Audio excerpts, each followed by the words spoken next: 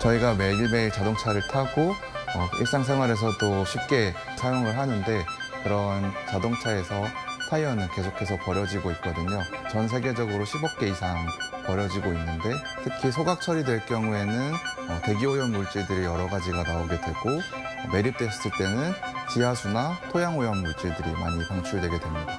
저희는 그런 타이어들을 어떻게 잘 처리할지 좀 고민을 했었습니다. 타이어가 가지고 있는 접지력이나 내마모성이 좀 우수하다고 생각을 했고요.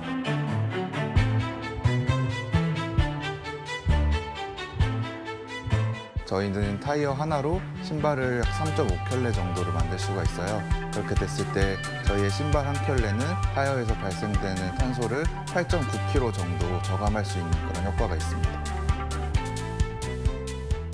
이 일을 시작하기 전에는 타이어가 그렇게 많이 버려지는지도 몰랐고 그리고 버려진 타이어들이 환경 파괴적으로 처분되는 것도 사실은 잘은 몰랐어요. 점점 더 적체가 되고 있거든요, 타이어들이. 시간이 지나면 지날수록 더 큰 문제가 될 것 같다는 생각에 지금 일을 하고 있습니다. 타이어마다 모양이나 패턴이 굉장히 많이 다양한데 내가 가지고 있는 신발이 다른 신발들과 모양이 다를 수 있다는 점, 그런 점도 제 재미 요소로 좀 다가가고 있습니다.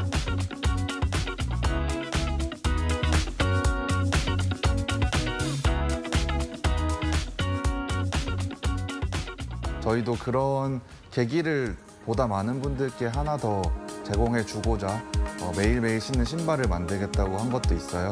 조금 더 주변을 살펴보면은 나 스스로도 조금 더 환경 보호에 참여할 수 있는 일이나 물건들이 더 있지 않을까, 그렇게 찾아보시면 어떨까 싶습니다. 나는 다시 달릴 수 있게 만드는 그리너입니다.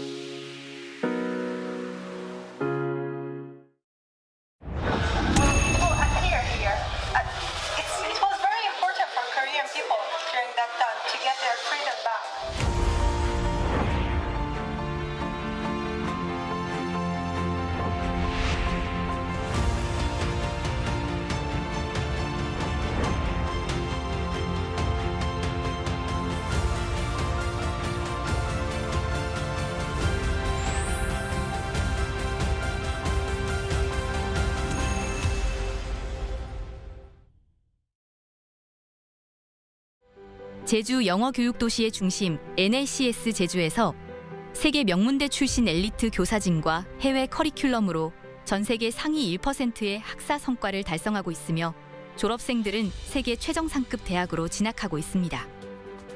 전인적인 성장과 함께 꿈을 찾아가는 특별한 교육의 가치, 글로벌 동문 네트워크로 계속됩니다. NLCS 제주가 명문대 진학의 길을 열어갑니다.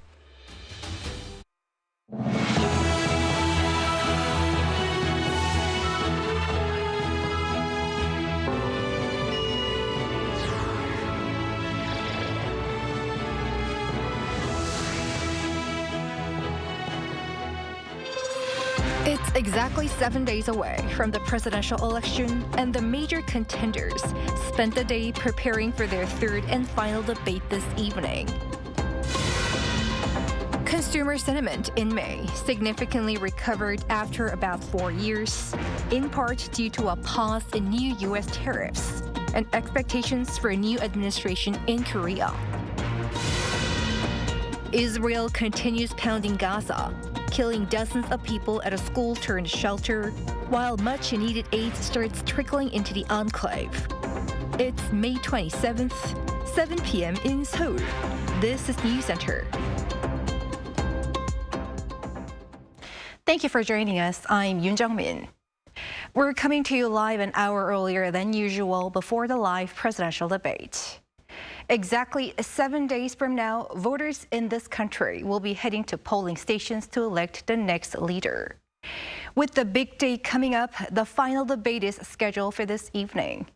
Major candidates spent the day keeping a low profile ahead of the debate, though efforts did continue to muster support as much as they can. Our political correspondent Shin Ha-young reports. With 1 week to go until the election, presidential hopefuls scaled back their campaigns ahead of their final televised debate on Tuesday evening. Democratic Party candidate Lee Jae-myung did not hold any rallies on Tuesday, choosing instead to focus on preparing for the debate. Meanwhile, the DP encouraged people to participate in early voting, which begins on Thursday. Highlighting the record high turnout in overseas voting, the party said this reflects public sentiment against what it calls insurrection forces. It added that it plans to maintain this momentum through early voting. The party also continued its criticism of People Power Party candidate Kim Moon-soo. Every time he speaks, it's all false propaganda and misleading agitation. He's a dangerous person. To him, honesty is just a mask, and morality is nothing more than a prop. The PPP's Kim Moon-soo has been putting in efforts to rally as much support as possible from across the political spectrum, including undecided voters ahead of early voting. Kim met with former President Lee Myung-bak over lunch on Tuesday in what was seen as an effort to consolidate support among conservative voters. A PPP spokesperson told reporters that Lee encouraged Kim and advised him to make a sincere effort to pursue a merger with the Reform Party's Lee Jun-seok. This comes a day after Kim met with former Prime Minister Lee Na-kyun. Following the meeting, Lee, a former chief of the DP, voiced his support for Kim on Tuesday, saying that he would join efforts to prevent what he called a monster dictatorship if Lee Jae-myung were to win the election.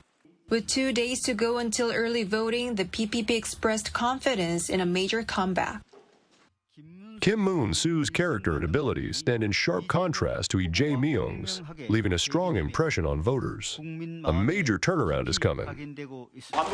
Meanwhile, Reform Party candidate Lee Jun-seok reaffirmed his determination to stay in the presidential race, rejecting a merger with the PPP. During a press conference on Tuesday, he said he would not join forces with those responsible for the declaration of martial law and that he would fight to the end and win. The third debate between the candidates will take place from 8 p.m. this evening and last for 2 hours. They will discuss political polarization, political reform, and possible constitutional amendments. Other topics will include foreign affairs and national security. Shin Ha-young, Arirang News. So as we just heard, tonight's debate will also cover issues related to defense and diplomatic strategies. And ahead of that discussion, our Kim Jong-sil takes a look at where the three major contenders stand when it comes to foreign policy. In the final stretch of the presidential race, foreign policy may not be driving the race at home, but outside South Korea, eyes are on how the next president will navigate the situation on the Korean peninsula. Democratic Party candidate Lee Jae-myung favors a pragmatic, multi-layered strategy. His foreign policy centers on a strong ROK-US alliance while expanding diplomatic engagement with China, Japan, and Russia. With a strong RK-US alliance, I'll lead a pragmatic, national interest-based diplomacy to expand South Korea's global role and secure lasting peace. He also backs the return of wartime operational control from the current U.S.-led command structure to South Korea and phased nuclear talks with the North. By contrast, People Power Party candidate Kim Moon-soo takes a tougher line. He argues that in a region surrounded by constant threats, diplomacy must be backed by credible deterrence. If the U.S. forces were gone, how would we deal with China? With North Korea, how would a divided nation like ours, surrounded by Japan and Russia and facing the worst geopolitical conditions ever, handle the North's nuclear threat? Kim also supports reviewing tactical nuclear deployments if North Korea's threats escalate. At the same time, he backs developing nuclear-powered submarines to counter North Korea's SLBM-capable subs, citing India and Australia as precedents. Reform Party candidate Lee Jun-seok has yet to lay out a full foreign policy platform, but his defense proposals focus on internal reform, expanding officer recruitment through conscript performance, and linking military service to academic support. With global uncertainty mounting, South Korea's next president will be expected to act swiftly, whether through alliances, deterrence, or reform. And with just a week left before the vote, the country's foreign policy future remains wide open. Kim Jong-sil, Arirang News. To follow up on that, our correspondent Kim Jong-sil joins us in the studio. Jong-sil, as you compared policy positions between the candidates in your report, was there anything worth noticing? What can you tell us in detail? Jung-mi, well, I want to highlight the thing that despite the differences in their political differences, and while they vary in emphasis and detail, all three candidates share a common focus on the ROK-US alliance and support the idea of resuming dialogue with North Korea. Now, let's start with Democratic Party candidate Lee Jae-myung, who unveiled his foreign policy platform just yesterday. A notable shift in his approach was his approach toward North Korea, which seems more cautious than that of previous progressive administrations. While former President Moon Jae-in emphasized engagement, Lee is focusing more on practical progress, particularly on the nuclear issue. Some analysts link the shift to changing global dynamics and renewed uncertainty over U.S. policy toward Pyongyang under President Trump. So that was on the liberal side. Now, what about Kim Moon-soo on the conservative side? Well, Kim takes a more defense-first approach, calling for a stronger military coordination with the U.S. and raising the idea of tactical military nuclear deterrence. One thing that stood out from his campaign was his response to how South Korea should balance between the U.S. and China. He rejected the idea, saying it could lead to mistrust from both sides. While recognizing the value of economic ties with China, he also emphasized the need to avoid overdependence through supply chain resilience and trade diversification. He has also expressed interest in meeting President Xi Jinping at this year's APEC summit. And what about Lee Jun-seok, another conservative-leaning candidate? Well, he hasn't laid out a full foreign policy plan, given that possibly due to this being a snap election, but his recent remarks point to a broad, future-oriented approach. Now, last month, he proposed space and technology cooperation with Japan, citing the potential for synergy through shared infrastructure. He also said he would suggest a meeting with North Korean leader Kim Jong-un without preconditions. We'll likely hear more from him and the other candidates in tonight's televised debate. All right, a lot to watch out for. Thank you, Jung-sil. Thank you.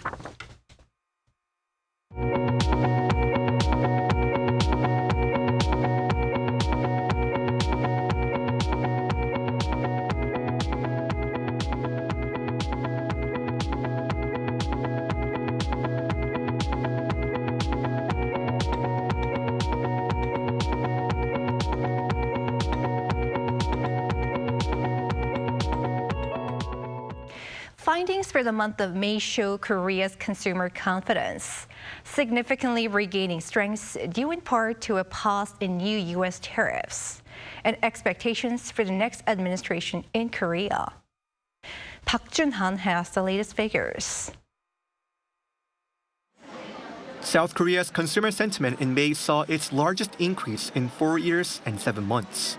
The Bank of Korea released on Tuesday the country's Composite Consumer Sentiment Index, which reflects consumers' views on the state of the economy. Rising by 8 points from April's 93.8 to 101.8 in May, the index recorded its strongest one-month gain since October 2020. A CSSI above 100 indicates optimistic consumer sentiment compared to the average of the last 20 years. For the past 5 months, the index has remained below 100. However, as the index in May surpassed 100, it signaled a shift from pessimism to optimism. The index's 6 elements, including current living standards and prospective household spending, all saw a rise in May, with prospective domestic economic conditions rising by 18 points compared to last month. Among the various components, several indicators pointed to a rise in optimism. This shift is likely tied to the 90-day suspension of reciprocal U.S. tariffs that helped ease some concerns over global trade uncertainty.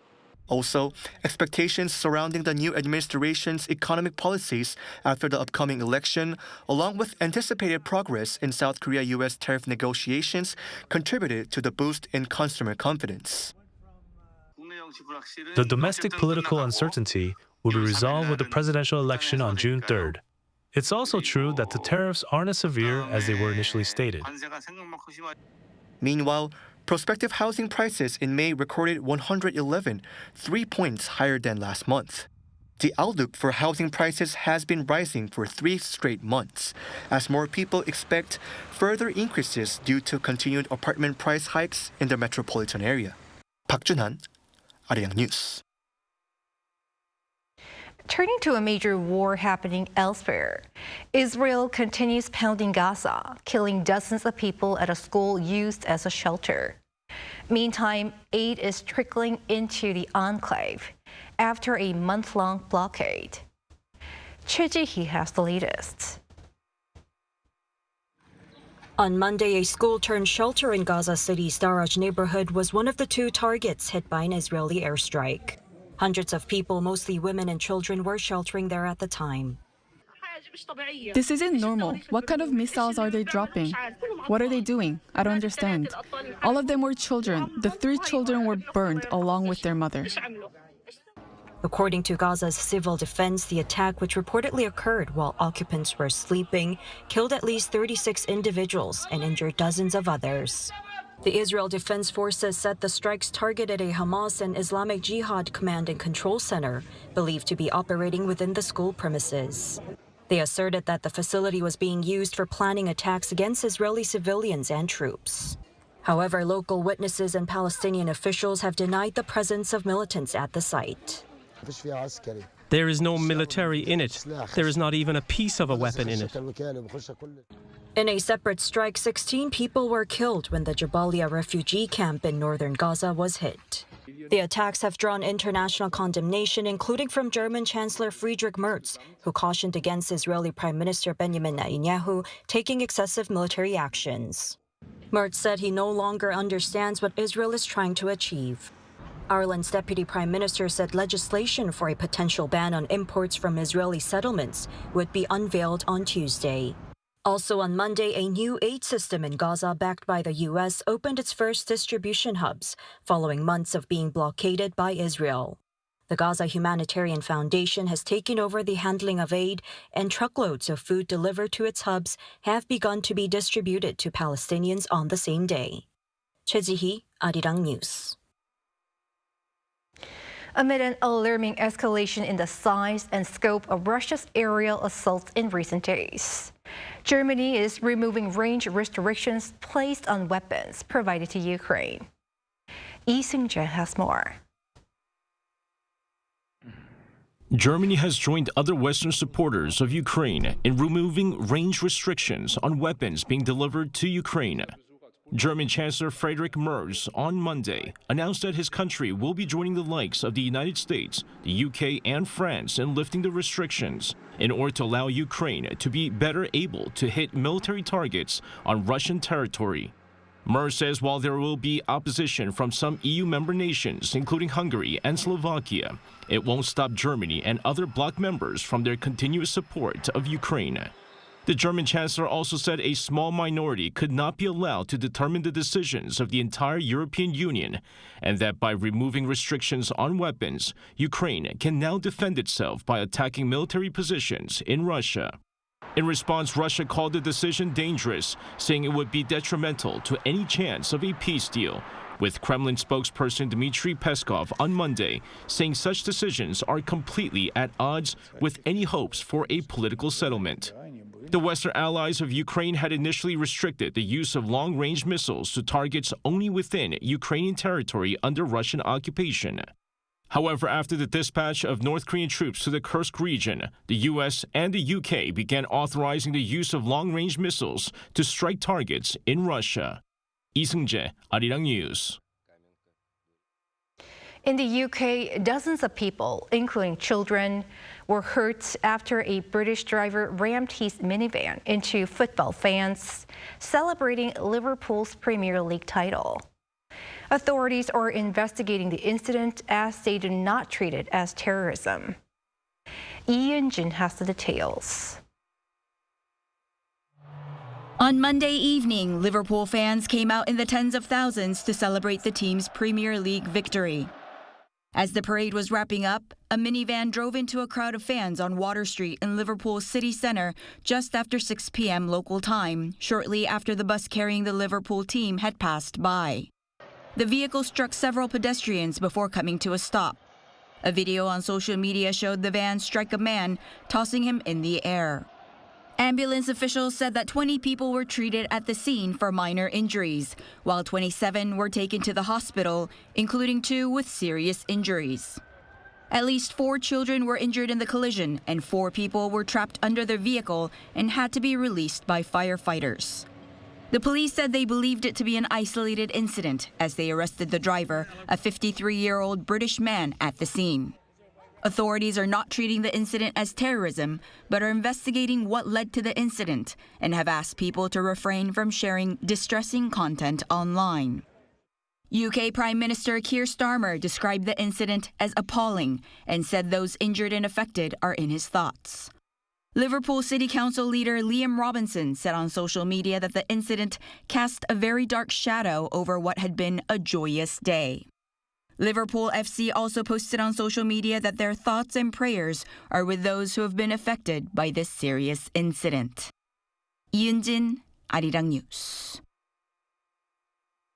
In the fresh threat against Harvard University over its campus policies, this time U.S. President Donald Trump suggested taking away grant money for the university. An Sung-jin has the latest. The feud between the Trump administration and Harvard University continues to escalate. Trump posted on his social media, Truth Social, on Monday that he is, quote, considering taking $3 billion of grant money from a very anti-Semitic Harvard. He said he would redirect the $3 billion in federal grants to trade schools instead. Trump had previously cited concerns over anti-Semitism on campus for freezing $2.2 billion in grants. How Trump is to redistribute the funds and whether the grants come from the funding that he already froze is unclear. His latest remark comes after he demanded Harvard to release the name and nationalities of its international students, and comes less than a week since a judge halted the Trump administration from barring international students enrolling at Harvard. The Ivy League school had previously argued that the administration's actions were a blatant violation of the First Amendment and comes as the university opposes the government's demands to control Harvard's governance, curriculum, and the ideology of its faculty and students. Han Sung-jin, Arirang News. RM, the leader of the South Korean boy group BTS, has been named as the winner of the Favorite K-pop Artist Award at the American Music Awards. Widely regarded as one of the most influential music award shows in the U.S., alongside the Grammys and the Billboard Music Awards, the AMAs returned this year after a 3-year hiatus. The 2025 ceremony was held on Monday local time at the Fontainebleau, Las Vegas, and was hosted by pop icon Jennifer Lopez. The Favorite K-pop Artist category was introduced in 2022, with BTS receiving the inaugural award.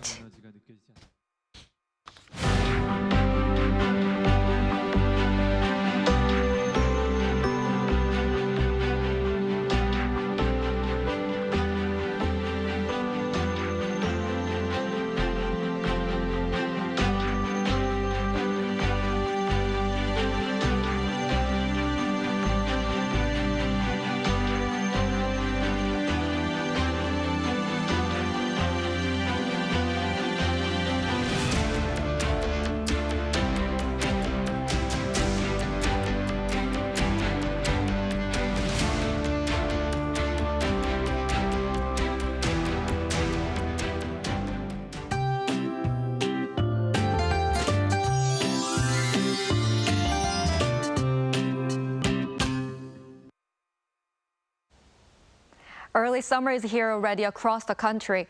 Areas shown as yellow on the map exceeded 25 degrees Celsius today. It rose up to 27 degrees in Seoul, 28 degrees in Koksang, 29 degrees in Hapcheon, feeling as hot as summer with high UV rays.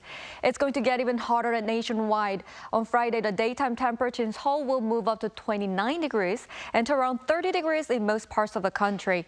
However, daily temperature gaps will stay as wide as around 10 degrees all over the country. Please take care of your health. Tomorrow morning will be very similar to today with Seoul, Gwangju, and Daegu at 15 degrees. Highs will move up to 28 degrees in Daejeon and Gwangju, 23 degrees in Busan and Jeju. Frequent showers are expected this week. Showers are forecast around the country both tomorrow and Thursday. That's all for Korea. Here are the weather conditions around the world.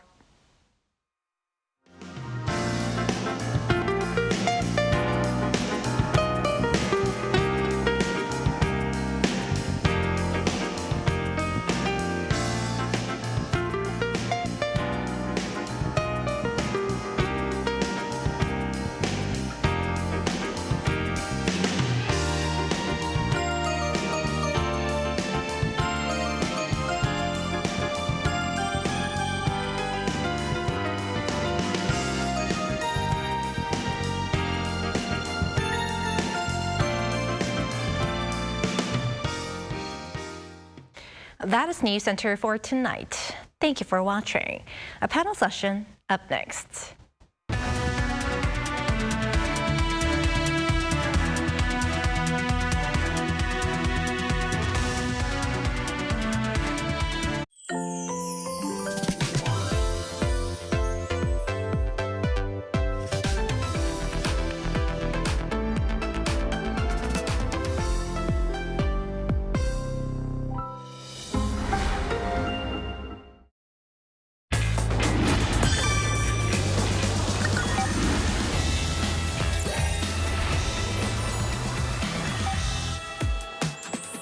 A country where traditional and modern cultures coexist. Where you can explore spectacular landscapes and nature.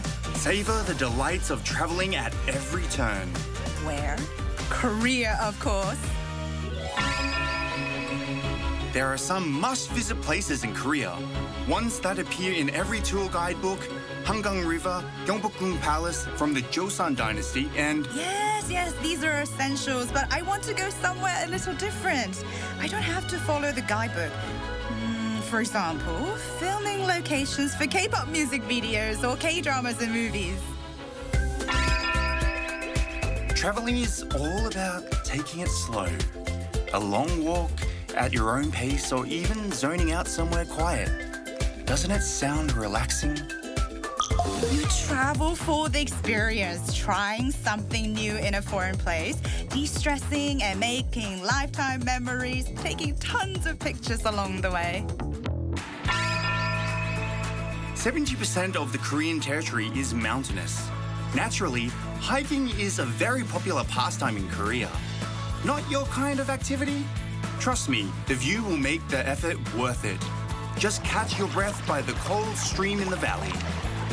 Korea is surrounded by the sea on three sides. From the beach, you can enjoy a wide open view, as well as various water activities. But the riverside is great too. There's plenty to see and do. If you're in Korea, you can't miss the night view full of dazzling lights. Yes, even the same place can have a totally different vibe at night. Want to make unforgettable memories? How about traveling to all corners of Korea? Join us next time to explore more about Korean culture.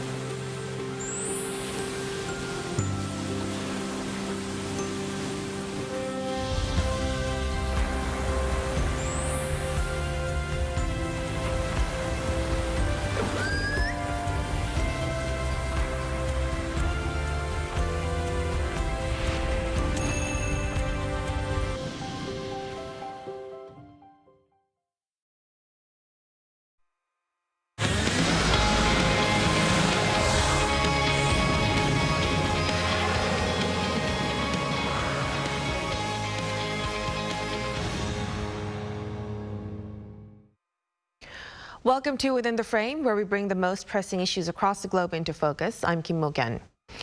The war in Ukraine is entering a deeper, more dangerous phase. In the same week that Russia and Ukraine completed their largest prisoner exchange since the invasion began, Moscow launched its most intense aerial assault yet, unleashing over 300 drones and 70 missiles in 30 cities. While President Putin has ordered the creation of a so-called security buffer zone along the Russian border, his forces continue to target civilian centers deep inside Ukraine.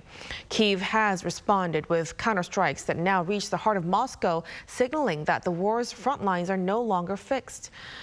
Well, U.S. President Donald Trump, while criticizing both Putin and Zelensky, called the Russian leader absolutely crazy and walked back threats of sanctions, raising new questions about Washington's strategic consistency.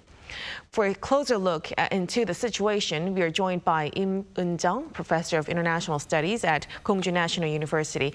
Welcome. Good evening. Thank you for having me. And also joining us is Dr. Malcolm Davis, Senior Analyst at the Australian Strategic Policy Institute. Great to see you. Thank you for having me. So, as we've heard, Dr. Davis, shortly after the largest prisoner exchange of the war, Russia launched its heaviest aerial assault yet. And do you think this is a tactical ploy or a deliberate negotiation strategy by Moscow? Well, I don't think the Russians are really interested in negotiation in terms of leading to a ceasefire and then some sort of peace agreement. I think that by launching these large attacks on Kyiv and other Ukrainian cities, the Russians are sending a very clear message to Ukraine, but also to the West in terms of Europe and the United States, that really they're not interested in peace. They basically see the opportunity for Russia to win on the battlefield. Now, their progress is slow and very costly in lives, but nevertheless, Putin feels that he's in a winning position. So I think that, Putin launching these attacks, demonstrating very clearly that he's not interested in peace. So this has the underlying message that Russia is not really interested in having negotiations regarding peace. What about Professor Lim? Do you think the timing of these airstrikes affect the credibility of any future diplomatic overtures from Moscow? Well, I agree with the Dr. Davis's observation too. So far, of course, this war has lasted for more than 3 years. But at some point, of course, Ukraine just went back, and Ukraine also was successful in some battlefield. But at the end of the day, again, if you think about the size of the country, of course, Russia is a much larger country. Of course, the rest of the world condemned and criticized. Russia violated the spirit of UN Charter, and then we also conducted the sanctions. However, again, Russia is still, the largest in terms of territory, the largest country in the world. And then gradually, of course, he has been, the Putin, he has been pretty much successful in the battlefields too. So I think also the recent attack reveals that confidence. Confidence means, he might not be that obsessed with the more like a short-sighted interest. Instead, I think he is trying to push forward what at the end of the day the Russia wants to have. The Russians, they said the root causes of the fundamental causes of the conflict, they want to resolve that part, of course, which is not easy at all. But again, so far it looks like they are pretty much confident, which means they might not be that much obsessed with short-term or short-sighted negotiations with the other. So it looks like it can take longer than we hope and we expect. Now, as we spoke about, some causes, Ukrainian President Zelensky has repeatedly criticized what he calls American silence. Professor, then what kind of political vacuum does this perceived inaction from Washington create on the international stage? Well, certainly America's kind of hegemonic power, hegemonic influence has declined over decades. That might be true.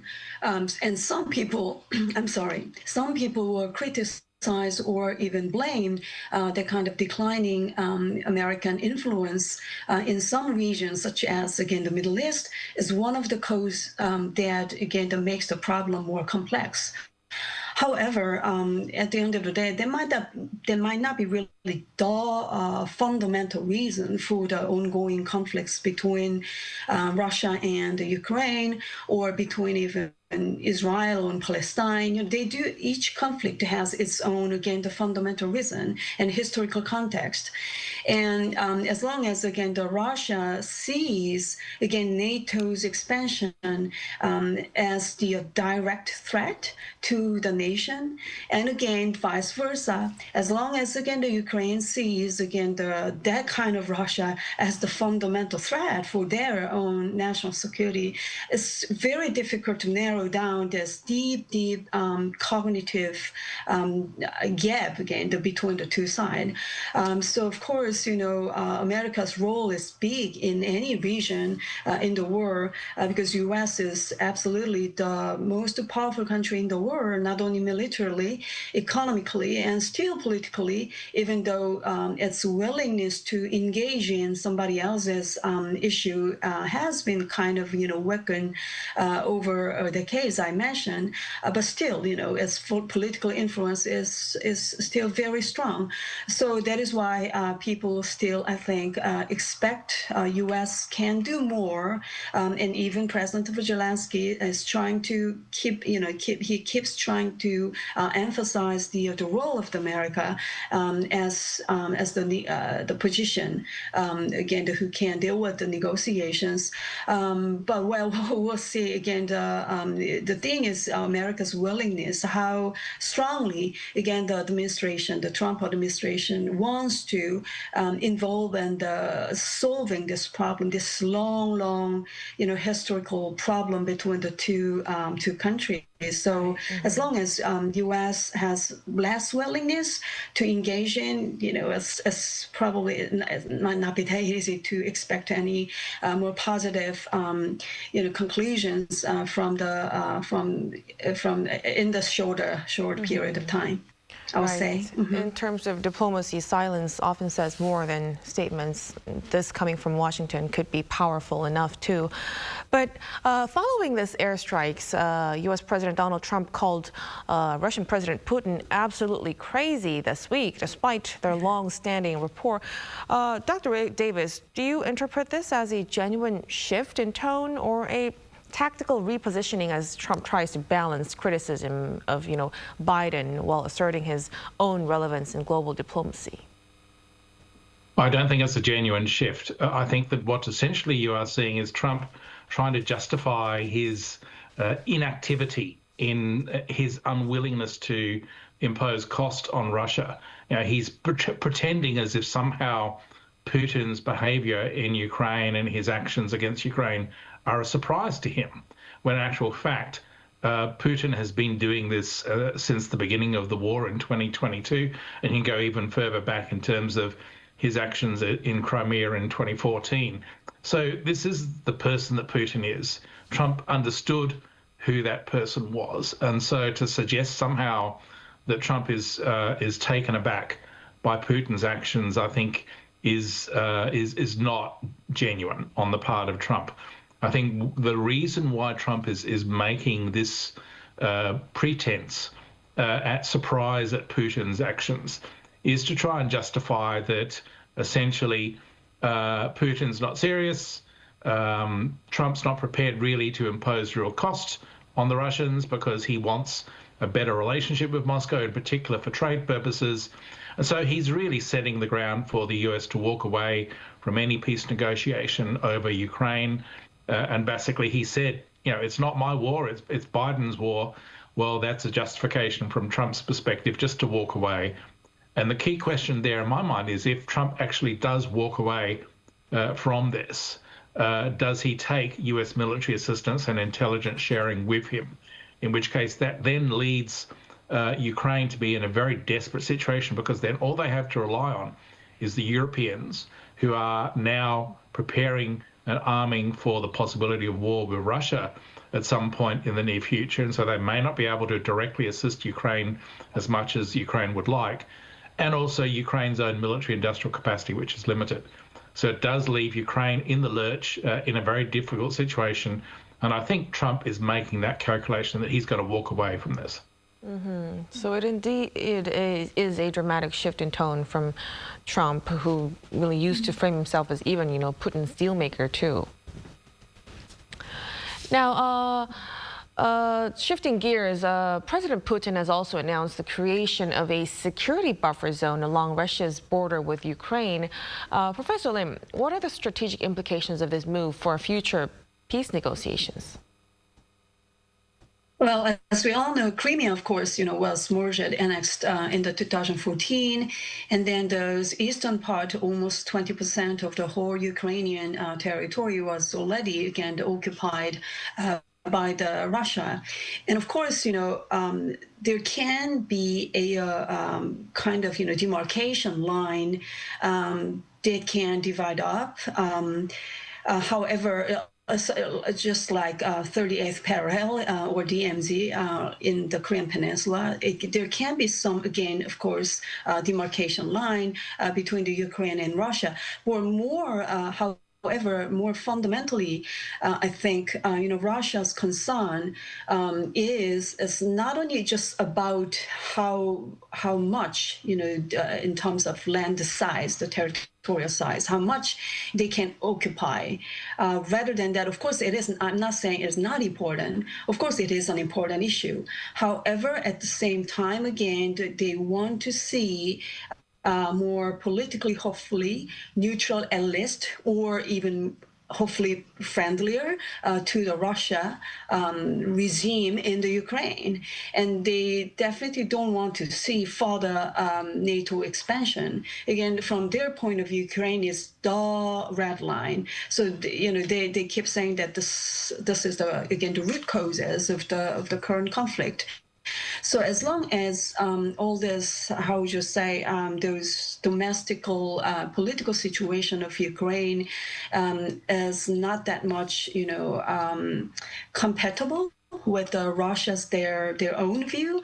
I'm very sad to say like this way, but I'm pretty much skeptical about how willing again the President Putin will be in the negotiating. So that's the most probably difficult part.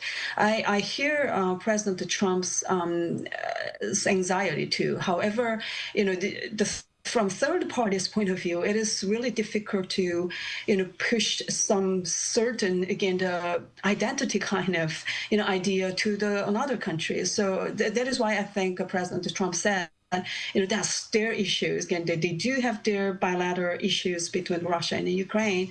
So, well, again, I keep saying, again, it is very much difficult. However, still, I want to remain more like hopeful, and hopefully we can find out another player who can contribute to the peace negotiations. Of course, Vatican is on the kind of table. Some people are talking about the possibility of Vatican, but of course many others might be more skeptical about that possibility too. But well, we'll see. Again, we definitely, international society should try to find out some way, even though U.S. is much less willing to engage in the peace negotiations. Again, we probably need to recognize again the fundamental, again, the root causes, if I borrowed, again, the Russia's that term, root causes of the conflict. So it would definitely be of a good help for external support coming in, especially at this situation. Now, let's also touch upon weapons capabilities. Ukraine's drone strikes have now reached Moscow itself. Dr. Davis, how does this shift, where even Russia's capital is not even immune, reshape the strategic and psychological landscape of the war? Well, look, I think what is significant in the last 24 hours or so has been the decision to lift the range constraints on long-range weapons supplied to Ukraine from Europe and from the United States. And so what that means is that Ukraine can now use those long-range weapon systems like ATACMS that are supplied from the US, Storm Shadow from the UK, Scalp, EG from France. And I think now the implication is that Germany will supply Taurus missiles to attack Moscow directly. I don't see the Ukrainians attacking indiscriminately against civilian targets. That's not how they fight war. That's how the Russians fight the war. But I think what you will see is the Ukrainians using those long-range weapons to attack Russian air bases, munitions factories, command and control systems, to effectively blunt Russia's ability to carry out offensives. I think there's real concern now that with the way things are going, that Russia is making very slow, steady progress along the eastern front in the Donbass area. They're building up a large force in Belarus to move against Kyiv in the north. And so I think what the Ukrainians will be doing is wanting to blunt those offensives by taking out Russia's ability to launch these devastating strikes on civilian areas. And that's really where those long-range weapons come in. At the same time, you're seeing the Ukrainians really making progress in terms of developing their own autonomous weapons capabilities. We've seen a number of attacks on the Black Sea against Russian naval vessels using unmanned surface vehicles. We're seeing the Ukrainians making wide-scale use of drones across the battlefield. Russians are doing that too. But this is very much becoming a drone war. So the technology that we're seeing emerge on the battlefield is essentially changing the way the character and the conduct of this war, so that it's very much a long-range fight in one respect. And so if you do see the US walk away from the negotiations, then Ukraine will have to rely on Europe to sustain its military capabilities. It's a very concerning situation, definitely. Now, you've mentioned, Dr. Davis, a while ago that President Trump has said that this is not his war and that it wouldn't have happened under his leadership. In addition to this, he also briefly floated the idea of additional sanctions on Russia, only to walk it back a few days later. Dr. Davis, what message do you think does this kind of ambiguity send to the Kremlin? Oh, look, I think it sends a message of weakness. And once again, it's consistent with Trump's approach, whereby he makes these idle threats and then doesn't follow through. He's had ample time to put together a sanctions package against Russia in response to Russia's brutal attacks on civilian areas that are direct violations of the international humanitarian law and the laws of war. And yet he's done nothing. And I think that the reason he's done nothing is because he doesn't want to upset Putin. He doesn't want to upset the Russians. He wants to do a deal. And he wants to do a deal that probably will disadvantage Ukraine, advantage Russia, and provide them with the sorts of outcomes that Russia wants, which is control of key oblasts such as Donetsk, Luhansk, Zaporizhia, Kherson, and Crimea, and probably try to give Russia a relief from sanctions that then will give Putin a win in Ukraine. When he says this is not his war, he means it. You know, he doesn't feel any ethical or moral compunction to actually support the Ukrainians and to defend against Russia. And so this is the real concern, that he will simply walk away and abandon Ukraine, leave it up to the Europeans and the Ukrainians to sort out. And we're in a very dangerous situation then, because basically he's enabling Russia to win in Ukraine, then exploit basically a pause in fighting to regroup and rearm so that they can then either take more Ukrainian territory or even attack NATO directly. So if that scenario actually happens, it would be definitely destructive news for Ukraine. So at this point that we have been discussing some negativity, Professor Lim, how realistic do you think is a conditional ceasefire between Russia and Ukraine in the near term? Well, I'm very actually skeptical about that because of the reasons I mentioned. And we definitely see the security dilemma situation Now, again, Russia keeps saying that, again, the NATO's expansion and especially Ukraine is crucial from their security point of view. And again, the other side will say the same thing. And then from from NATO's point of view, because of the war, Finland and Sweden, they also joined the NATO. So they gave up again to do more like a international neutral position. So they joined for their security, but Russian, they will say, because of that, I'm threatened more. So again, it's literally, it kept escalating. So that is why, again, this trust issue is the key thing between the two sides, again, between the NATO and then Russia. There's no real trust. For example, Prince William, he visited Estonia, as far as I remember, was in March. So, from UK's point of view, they want to show that kind of, again, the solidarity with the NATO, but at the same time, again, it will be a kind of, challenge and another threat, from, again, the Russia's point of view. So, again, if I just keep myself as just a neutral, even though I feel more sympathetic, to be honest, with, of course, with the Ukraine who got the attack. However, if I just keep myself as a neutral position, if so, again, that there should be some compromise, again, between the NATO and Russia, which is the most difficult part of this negotiation. And if, again, the U.S. cannot and doesn't want to be the one who deal with this negotiation, I think it's someone else, Vatican, or who knows, unexpectedly some other player will join too. So somebody, again, I think need to just engage in the negotiations to narrow down this deep perception gap and mistrust issues between the two. All right. Professor Lim and Dr. Davis, thank you so much for your insights and for your time tonight. We'll have to leave our discussion right here. Again, we appreciate your presence. Thank you. And that'll be all from us on Within the Frame. Be sure to tune in again next time as we continue to explore the stories that matter. Till then, stay informed and engaged.